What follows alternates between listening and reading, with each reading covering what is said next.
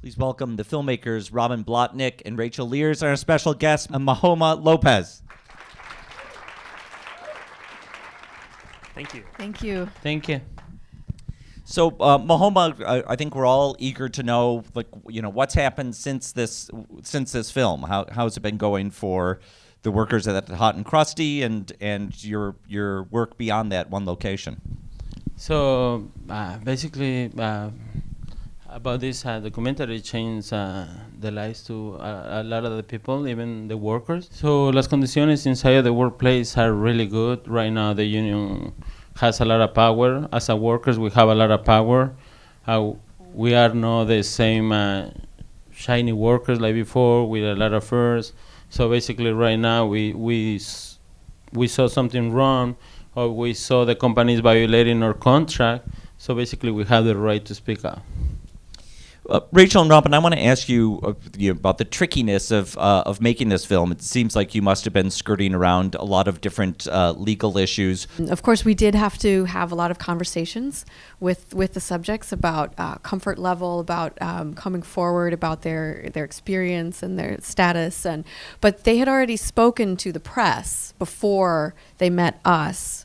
So a lot of them had already made that really difficult decision to kind of to be public about their status and what they were facing at work. And we also had a lot of conversations along the way with their lawyer, as well as a consultant who is an immigration lawyer.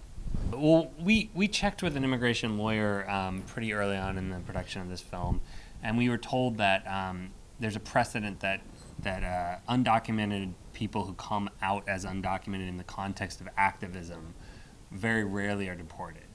So there's this recently. Kind of, I mean, recent that's the years, recent under sort our of current situation. Administration, that's sort of what's going on. So we felt that. And why is that? I think because it would create too much of a stink. And somebody's very clearly doing the right thing, and they're a good person, and they're coming out as undocumented. I think it would maybe just politically unsavory. Because there's the priorities of the administration have shifted in the last few years, and also there's a precedent. I think in the past few years, a lot of the DREAM activists, there's just been a lot more sort of activism among undocumented communities. But I know that Mahoma's wife was really worried about that possibility, and certainly in all of the situations with police, there was that potential, and that they were exposing themselves to risk, and the employers did threaten at certain points to expose them. So what was your experience of that? You had to accept the reality and take the risk, because other ways, if you're always going to put behind the wall the reality where immigrants were undocumented, so the people, they're not going to see that, no? And we need to show what's the issues the immigrants are happening inside the workplace.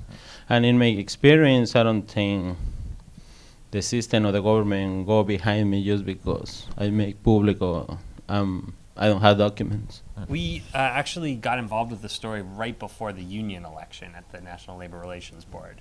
So a lot of what you see kind of leading up to that is either archival footage that was shot by others before that, or sort of interviews and things that help recreate that. So we came in at a point when the story was already taking off. We could tell something very exciting was happening.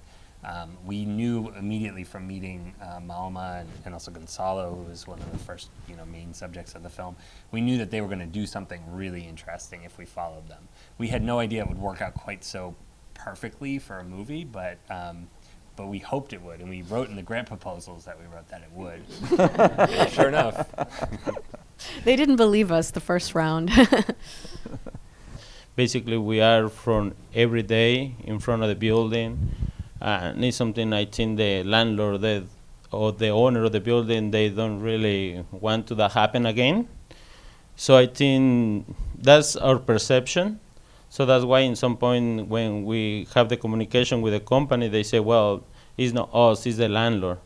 So that's why we had to make a delegation with the other potential investors, which is PACs.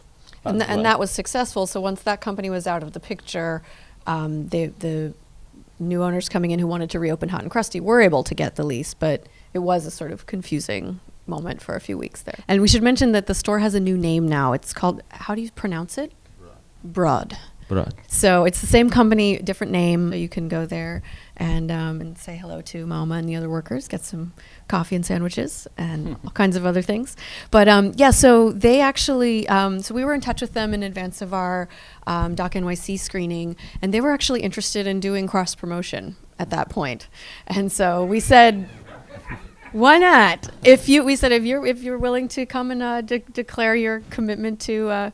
Well, we talked it over with Mama and the lawyer and everybody else, and it made a lot of sense. You know, it was kind of everybody wins situation. They come and declare their commitment to workers' rights, get a little exposure for the brand. It's very important to us that folks know that the new restaurant is still the same establishment, and that the workers are still there actually, because you know, that's not immediately clear. You could imagine that because it's not the change in name didn't have anything to do with the union remaining legitimate. No, the union remained in place the whole time, and there weren't any actions or anything against the company during that time because they were able to negotiate some paid time off, and a lot of the workers were hired to help with the renovations.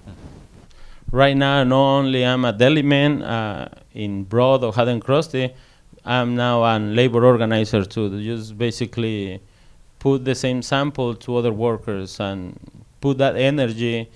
I give the sample to other immigrant workers that are passing for these difficult issues, and and do this with passion. Right now we have 2 campaigns, one in Washington Heights, another one in the Bronx. The same circumstance as Hot&Crusty. And I'm very happy just basically doing that. Also, we say thank you to a lot of people basically support this struggle, because nothing of this is going to be possible if we don't have the support. Because basically how we won this campaign, that's basically with the support of the community, putting pressure to all these investors or all these small shops or restaurants.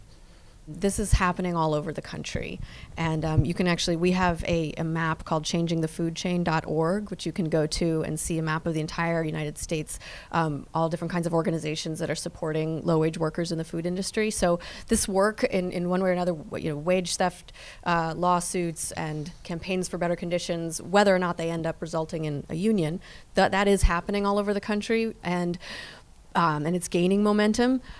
We did find out through direct speaking to members of the National Labor Relations Board that not only is it very unusual for to form a union and get a first contract, that getting of the first contract is very unusual. And it being an independent union is very unusual. That's unusual too. Small shops organize with larger unions more regularly, although that's also hard. But this was a very unusual situation. So this model is something that could be replicated, but I think it's really, you know, what I think we're hoping people will get from the documentary is, like Mahoma was saying, the importance of community support to these campaigns, as well as we want workers to really, just anybody, I think, to see how much their unity and courage really was what was able to take this through to winning that contract. I hope you look up the Kickstarter campaign for The Hand That Feeds. Thank you very much for coming. Thanks especially to Robin, Rachel, and Mahoma. Thank you. Thanks so much.